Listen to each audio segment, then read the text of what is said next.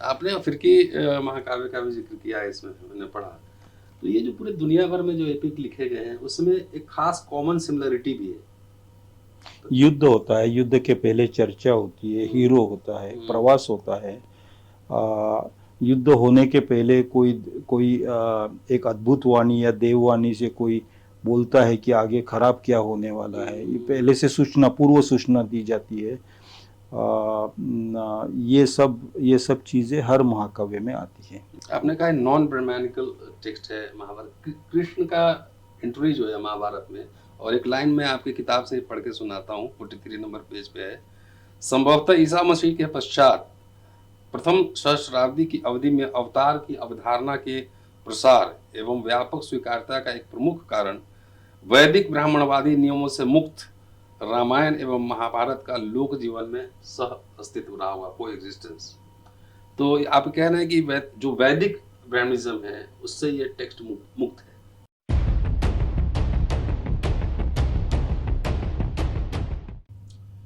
किताब पर चर्चा। दोस्तों, बहुत दिनों बाद अम्बेडकर रामा पर हूँ और एक नई किताब के साथ हूँ आपके बीच। और बहुत चर्चित किताब है, भारत की कई भाषाओं में इसका अनुवाद, तर्जुमा, ट्रांसलेशन हो चुका है और हाल ही में ये किताब हिंदी में आई है। दिलचस्प है, आधी किताब मैंने पढ़ ली है, समय का अभाव था, परसों ही किताब मिला। लेकिन बहुत इंटरेस्टिंग इन्फॉर्मेशन है और ये देख सकते हैं। किताब का नाम है महाभारत, महाकाव्य एवं राष्ट्र, और लेखक हैं जी एन देवी साहब।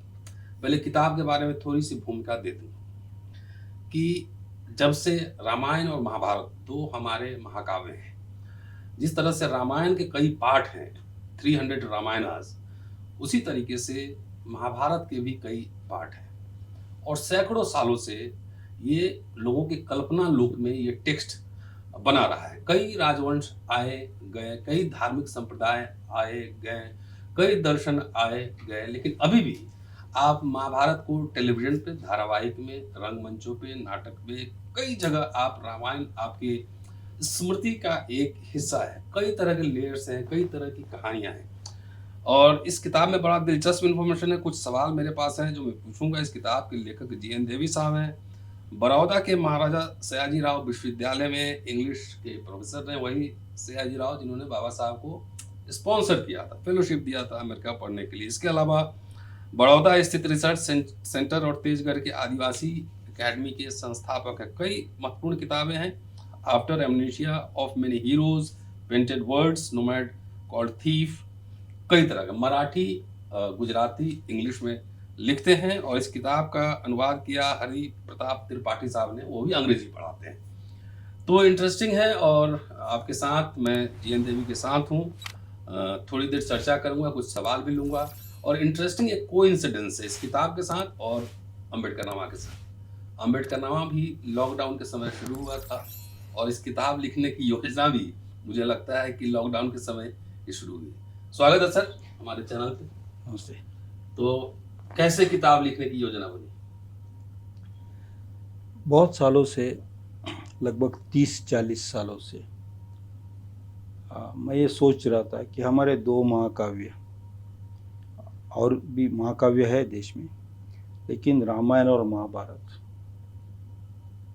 तो रामायण जो है वो एक पॉलिटिकल प्लैंक बनाया गया। रामायण, तुलसी रामायण जो है वो हर एक को उपलब्ध था, लेकिन राम मंदिर के बाद राम एक पॉलिटिकल प्लैंक बनाया गया। महाभारत वो महाकाव्य है जो लिबरेटिंग है, सबको उपलब्ध है। उसमें पैराडॉक्सिस है, अंतर्विरोध है, उसमें किसी पे थोपी मोरालिटी नहीं है। उसमें एक ऐसे समाज का दर्शन है जो स्थित्यंतर में या पैस्टोरल होते हुए, गौचर होते हुए, वहाँ से जाके वो खेत करने वाले, क्षत्र रखने वाले क्षत्रिय तक पहुँचता है। उसमें महाभारत में ब्राह्मणिज्म का दर्शन नहीं है। इसलिए महाभारत सबको उपलब्ध था। रामायण भी था, लेकिन पिछले 30-40 साल में महाभारत की अहमियत हमारे लिए बढ़ी है। जी जी जी। महाभारत इस नाम में ही और जिस युद्ध का वर्णन उसमें है, उसमें जिस ढंग से हर दिशा के, हर जगह के राजा उसमें मिल गए थे, वो एक फेडरल भारत का चित्र है। इसलिए लगा कि महाभारत के बारे में लिखना चाहिए, लेकिन क्या लिखे। जी जी। बहुत लिखा गया है, हजारों सैकड़ों किताबें हैं, और हर किताब ने उसको और ज़्यादा मिथिकल बनाया है। जी।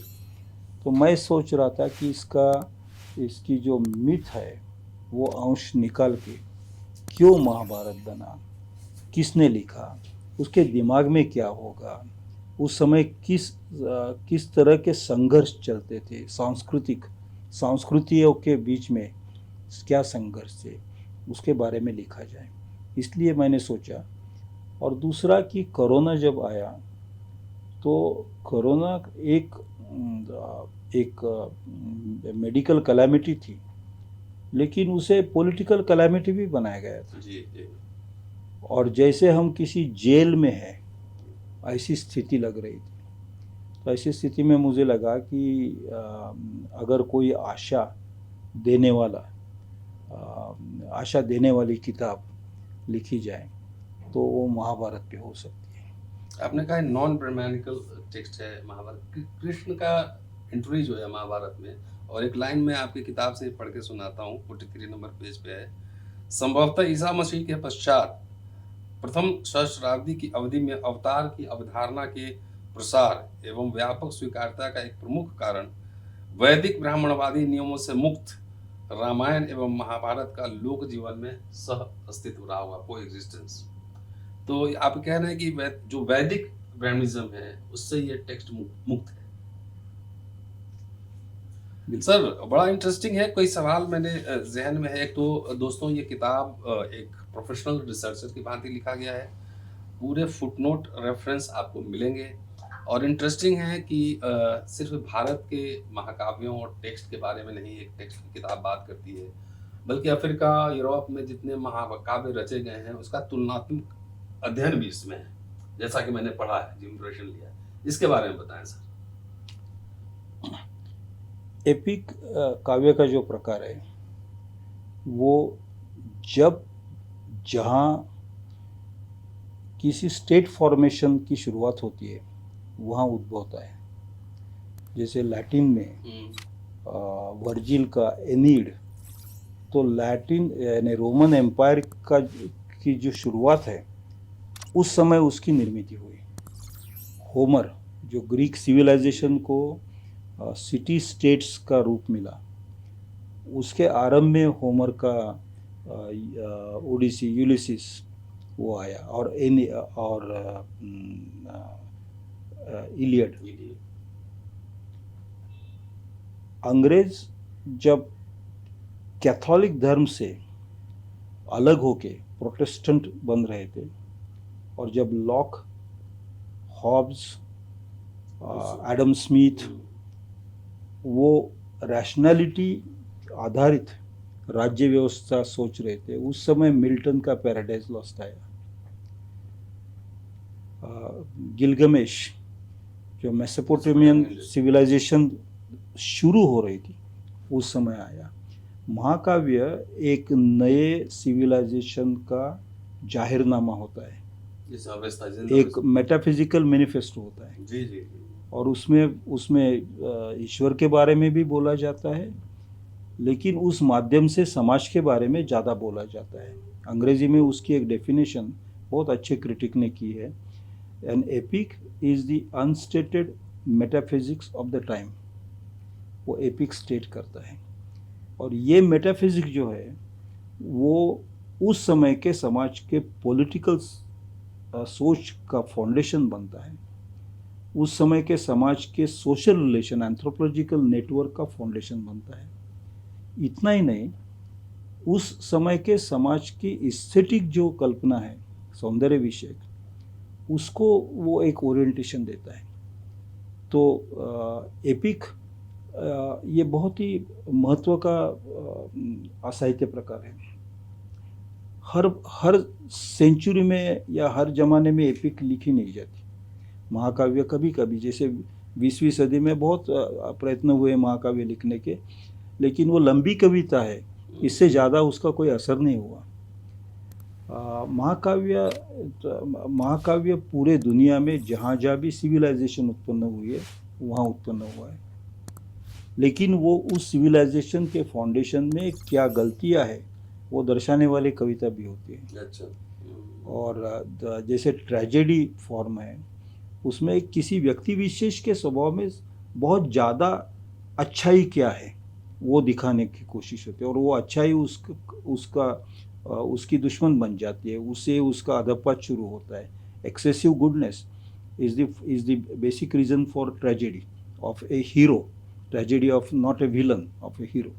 तो महाकाव्य एक पूरे समाज का संपूर्ण दर्शन हमें दिलाता है। उसमें क्या अच्छाई आने वाली है, लेकिन उसमें क्या बुराई रहने वाली है ये भी दिखाता है।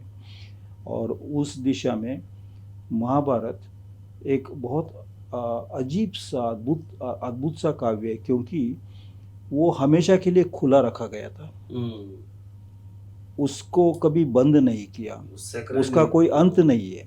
It's an open book. जितने भी जनरेशन्स आए उन्होंने महाभारत में और कोई नया दर्ज करने का मौका जब भी मिला तो उस मौके का इस्तेमाल किया। महाभारत पे नाटक भी बने।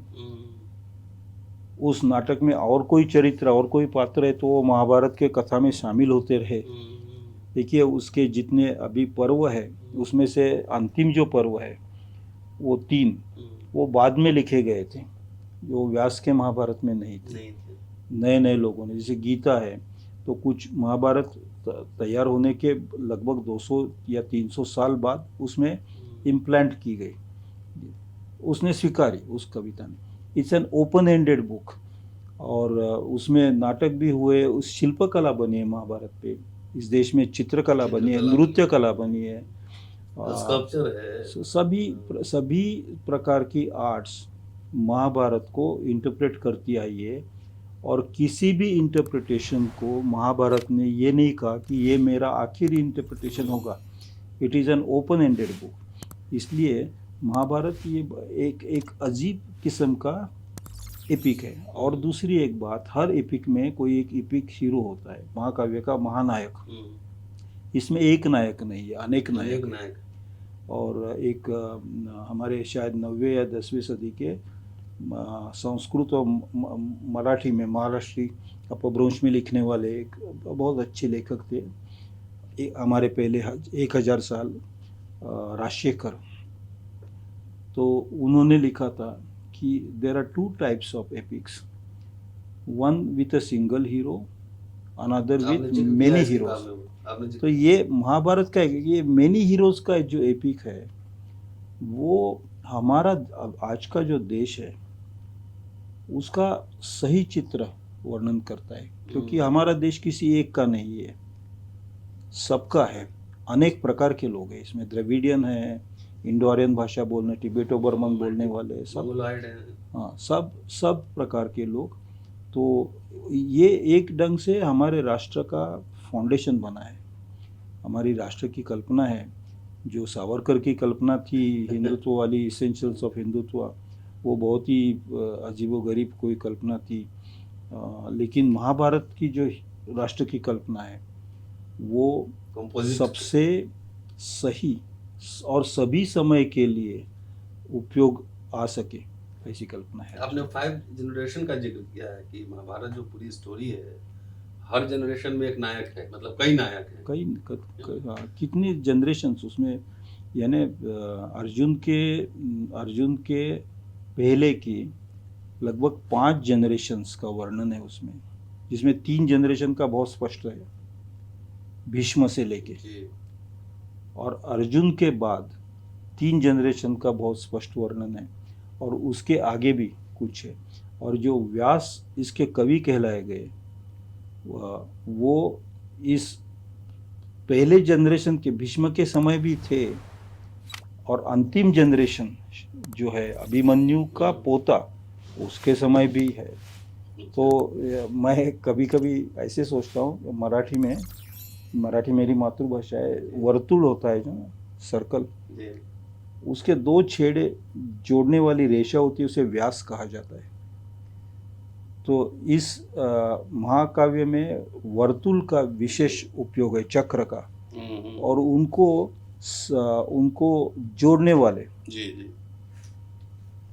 किसी भी बिंदु से किसी भी बिंदु तक, तो वो व्यास है। इसे बहुत अच्छा सिंबॉलिज्म है। जी जी। आपने अफ्रीकी महाकाव्य का भी जिक्र किया है इसमें, मैंने पढ़ा। तो ये जो पूरे दुनिया भर में जो एपिक लिखे गए हैं उसमें एक खास कॉमन सिमिलरिटी भी है। युद्ध होता है, युद्ध के पहले चर्चा होती है, हीरो होता है, प्रवास होता है। युद्ध होने के पहले कोई एक अद्भुत वाणी या देववाणी से कोई बोलता है कि आगे खराब क्या होने वाला है, ये पहले से पूर्व सूचना दी जाती है। ये सब चीज़ें हर महाकाव्य में आती हैं। वाह सर, आप तो ट्राइबल एकेडमी के फाउंडर भी हैं और ट्राइबल्स के बीच आपने बहुत काम किया है, और इसमें आपने जिक्र किया है कि भाई ट्राइबल सोसाइटीज में भी महाभारत का अपना एक पार्ट है, बहुत शानदार पार्ट है, जो कि मूल महाभारत थे उससे कई पॉइंट्स पे डिफर भी कर रहा है। ये लोग हैं राजस्थान के दक्षिण में और गुजरात के उत्तर में रहने वाले गरासिया भील नाम की कम्युनिटी है, और उनका जो महाभारत है वो कथन होता है, दो महीने 3 महीने चलता है। रोज का जो है उसे पाठ कहते हैं। वो एक चित्र निकालते हैं और उस चित्र का स्पष्टीकरण होता है, उसमें उस जो कथानक आता है वो चित्र को लेके होता है। इससे विजुअल, उसमें डांस भी होता है, संगीत भी होता है। लेकिन ये लोग कौन है? तो हड़प्पा सिविलाइजेशन, सिंधु संस्कृति जब खत्म हुई उसके लगभग 500 साल के बाद संस्कृत भाषा यहाँ पे पहुँची है। लेकिन वहाँ के जो लोग थे उसी एरिया में रहते रहे। तो ये गरासिया भील के जो बहुत पहले के पूर्वज हो गए, वो सिंधु संस्कृति को, उनके लिए ये संस्कृत बहुत अलग भाषा है, नई भाषा है। और महाभारत में जो कथाएं हैं वो जब से सेंट्रल एशिया से घोड़े पे बैठ के लोग यहाँ आए और ये नई भाषा बोलने लगे, तब से कौन कौन से राजा बने, उनका क्या हुआ, इनका एक समुच्चा मिथिकल रूप में इतिहास है। और इस व्यास के इस बाजू, वो तो लंबा ही थे 700-800 साल का, लेकिन नज़दीक के 200-300 साल का है, वो असली इतिहास वो देने की कोशिश कर रहे हैं। जैसे मद्र राजा कौन है, फिर गांधार का कौन है, द्रौपदी गांधार की है, गांधार की है, ये दक्षिण के कौन है, असम के, बंगाल के कौन है। तो इतिहास और मिथ का एक कॉम्बिनेशन व्यास ने किया। गरासिया भील जो है वो अगर सिंधु संस्कृति से उनकी मेमोरी होगी तो उनके नज़र में ये सब जो राजाएं हुए वो अलग थे, लगभग परदेशी थे। तो वो किस नज़र से देखते होंगे, तो उनकी कथा अलग है। उसमें अर्जुन कोई हीरो नहीं है, कृष्ण भी हीरो नहीं है, द्रौपदी है, कर्ण है, लेकिन तो अलग अलग सी कथा है। उसमें गंगा नदी इतनी पवित्र नहीं मानी जाती। उसमें किसका जन्म कैसे हुआ, कौन से 5 वैदिक देवताओं से ये 5 बच्चे आए, जो तो वो सब जो अकाउंट्स है वो अलग है। लेकिन इसमें उसमें युद्ध का वर्ण है, तो कुछ ना कुछ युद्ध हुए होंगे, उसकी हकीकत उनको भी पूरी पता होगी, लेकिन उनके नज़र से उन्होंने उस युद्ध के तरफ देखा। इस पूरे संहिता को, पूरे टेक्स्ट हम कह सकते हैं, इसको एक डॉक्टर भगवान दास पटेल नाम के स्कूल टीचर थे, उन्होंने इकट्ठा किया पूरी ज़िंदगी लगा के। फिर उसका मैंने हिंदी में और अंग्रेजी में अनुवाद साहित्य अकेडमी के जरिए पब्लिश करवाया था। तो मैंने वो देखा है, उसका परफॉर्मेंस। दोस्तों बहुत सारे सवाल अभी नहीं लेंगे क्योंकि किताब इंटरेस्टिंग है और बहुत महंगी नहीं है, 300 रुपये किताब है। राजकमल से इसी वर्ष छपी है किताब, तो आप किताब खरीद के पढ़िए। लेकिन जो ट्राइबल सोसाइटी में जो डिफरेंस है, एक दो मैं एग्जांपल दे देता हूँ सर की किताब से ही, कि चीरहरण जनजातीय महाकाव्यों में नहीं घटित होता है। दूसरा एक इम्पॉर्टेंट और है कि पहली संस्करण में वासुकी का द्रौपदी के साथ प्रेम संबंध दिखाया गया है, अर्जुन के साथ नहीं। हाँ, अर्जुन बंधे हुए हैं। बहरहाल किताब आप लेंगे पढ़ेंगे तो एक नहीं, सवाल ये और ऐसे हुआ था, वासुकी जमीन के नीचे रहने वाला, ऐसी एक कल्पना।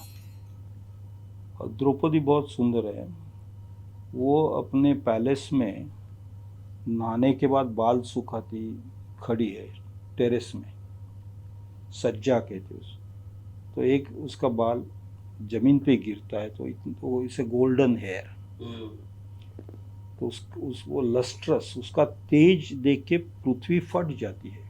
और वो सीधा वासुकी जहाँ बहुत बोर होके, उसकी कई रानियां है, वो उसका मन समझाने की आपको वैराग्य क्यों आया, आप अभी भी राजा है, यू एंजॉय लाइफ, ऐसे समझाते बैठे। तो वो देखता है और वो बोलता है कि ये किसका होगा। तो वो नीचे से ज़मीन पे जाके जिस महल में ये खड़ी है वहाँ जाता है, अंदर जाता है, उसको सब दरवान रोकने की कोशिश करते हैं। वो बोलता है बाजू हटो। वो बोलते हैं अर्जुन आएगा तो क्या, अर्जुन इस समय कचहरी में बैठा है उनके महाकाव्य में, बोलते मैं देख लूँगा। और वो द्रौपदी को अप्रोच करते हैं और द्रौपदी भी बहुत प्रभावित होती है इससे। और फिर वो दोनों शैया सुख लेते हैं। उतने में अर्जुन आता है तो वासुकी अर्जुन को उसी बाल से पलंग में जो मच्छरदानी के लिए होता है ना लकड़ी, उसको बांध के रखते हैं। और सुबह जाते समय, वापस जाते समय वो छोड़ के फिर अर्जुन धप से नीचे गिरता है। ये सब उसमें लिखा है। और फिर बाद में युद्ध के समय वासुकी पांडवों को मदद करता है। नहीं, वो बड़ा इंटरेस्टिंग था। और एक सवाल और आपसे लूँगा, उसके बाद मैं अपने दोस्तों से अपील करूँगा कि पढ़िए, और इंटरेस्टिंग है, बहुत बड़ी किताब नहीं है, फुटनोट रेफरेंस पूरा है, 175 पेजेस के आसपास है। सर अभी बहुत ज़्यादा हिंदू मुसलमान हो रहा है, और जो इतिहास पढ़ते हैं जानते हैं, अल्लू उपनिषद भी लिखा गया ज़माने में। अकबर के दरबार में नवरत्न में हिंदू ही थे, मंसलदार जागीरदार सब हिंदू ही थे। और इंटरेस्टिंग है कि अकबर ने महाभारत का अनुवाद करवाया। इसमें थोड़ा सा आखिरी सवाल, अकबर ने महाभारत का अनुवाद करवाया था क्योंकि अकबर भारत की मानसिकता क्या है बहुत अच्छी तरह से समझता था, और वो इसके साथ घुल मिल गया था। वो कोई परदेशी बन के यहाँ नहीं रह रहा था। अंग्रेज़ और मुग़ल, उनमें ये फ़र्क रहा। अंग्रेज़ों ने एक कानून किया, एक समय तो अंग्रेज़ जो पुरुष थे वो अपनी पत्नियों के साथ यहाँ आते थे, लेकिन एक बॉम्बे में केस हुई थी जिसमें एक अंग्रेज़ औरत वहाँ के वेश्यागृह में काम करने लगी। तो उसके बाद अंग्रेज़ों ने एक कानून किया कि कोई भी अंग्रेज़ अपने पत्नी को यहाँ साथ में लेके ना आए परमिशन के बगैर। उनको यहाँ आके कुटुंब बनाने, परिवार बनाने ऐसी कोई इच्छा नहीं थी। वो केवल प्योर एक्सप्लॉयटेशन के लिए, इकोनॉमिक एक्सप्लॉयटेशन के हेतु से आए थे। उनका यहाँ के संस्कृति के साथ कोई संबंध नहीं रहा, unless there was some compulsion. Mughal जो थे वो वापस जाने के लिए नहीं आए थे, उन्होंने इसे अपना देश बनाया था, इसलिए वो इस देश के देशवासी बने थे। तो उनके दरबार में उनके साथ सेना में हिंदू सेनापति होते थे, हिंदू एडवाइज़र्स होते थे। जिस ढंग से, जिस तरह से, जैसे शिवाजी महाराज थे उनके पास मुस्लिम सरदार थे, तो ये मुस्लिम हिंदू के युद्ध नहीं हो रहे थे उस समय, वो एक राजा और दूसरे राजा के युद्ध हो रहे थे। वो फ़र्क है बहुत। और इसलिए अकबर को इसका पर्शियन में ट्रांसलेशन करना ज़रूरी लगा था, क्योंकि जिससे वो पर्शियन भाषा में पहुँचे। और उस समय ईरान और भारत के पुराने संबंध रहे, तो ईरानियन यानी पर्शियन भाषा पर्शियन। जो है वो लगभग 8वीं सदी में यहाँ पहुंची थी पहली बार, राजा पहुंचने के पहले। लेकिन 14, 15, 16 और 17वीं सदी, ये 400 साल में वो पूरे देश में बोली जाती थी। यहाँ जितने किताब पर्शियन में पब्लिश होते थे उस समय, वो ईरान में पर्शियन में जितने किताब उस समय पब्लिश होते थे उससे ज़्यादा थे यहाँ पे। हाँ, ये this is a fact. Factually लोगों ने गिने हैं, किताबों की यादी बनाई है, बाइब्लियोग्राफीज बनी है। तो इसलिए यहाँ के बहुत सारी किताब पर्शियन में ट्रांसलेट हुए। पर्शियन के बहुत सारे किताब यहाँ की भाषाओं में आए हैं।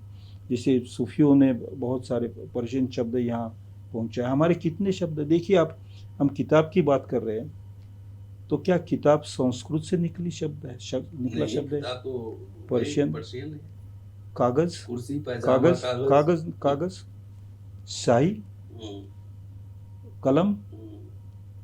तो कलम, शाही, कागज और किताब पर्शियन से लिए शब्द है हमने। तो उसमें शर्म की कोई बात तो है नहीं। वो तो घालमेल भाषाओं का, बोलियों का होता रहा है ना, एक दूसरे को लोग अडॉप्ट करते हैं। पर्शियन से हजारों शब्द हमारे भाषाओं ने लिए, हमारी भाषा उससे समृद्ध बनी।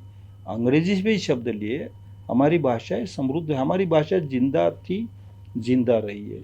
तो और यहाँ से वहाँ अनुवाद होना, वहाँ से यहाँ अनुवाद होना, ये तो हमारी भाषाओं के लिए और हमारे लिए अच्छा है। So let the Windows and doors of my house be open. तो मैं आपसे एक सवाल पूछना चाहता हूँ। मैं जिनको महापुरुष मानता हूँ उसमें अंबेडकर भी है और गांधी भी है। अंबेडकर ने जितना लिखा, from the question of the rupee से लेके, वो बहुत ही अहम फाउंडेशनल किताबें मैं मानता हूँ। उनकी थीसिस 1923 अंग्रेजी में लिखा। तो क्या उससे उनकी विचारों की कीमत कम होती है? नहीं, बल्कि वो पूरे दुनिया ग्लोबल। यस। तो ये भारत ये ऐसा देश है कि जो पूरे ग्लोब तक पहुंचने की कोशिश करता है भाषाओं के जरिए। और इसलिए महाभारत भी पूरे दुनिया तक पहुंचने का एक महाकाव्य है। चलिए सर, बहुत बहुत शुक्रिया। और दोस्तों, एक पूरा वीडियो शेयर कीजिए और लोगों को सुनाइए भी। और किताबें पढ़ना बहुत ज़रूरी है, क्योंकि व्हाट्सएप यूनिवर्सिटी के ज़माने में आपके पास फैक्ट्स, हिस्टोरिक फैक्ट्स आपके पास नहीं जाते हैं। मिथक, किंवदंतियाँ, वो स्टोरीज आपके पास जाती हैं। इसलिए ये ओरिजिनल टेक्स्ट पढ़ना ज़रूरी है। डिस्क्रिप्शन में किताब का डिटेल्स डाल दूंगा। जिन साथियों को ज़रूरत है आप राजकमल से मंगवाइए और पढ़िए। देखते रहिए अम्बेडकरनामा। शुक्रिया।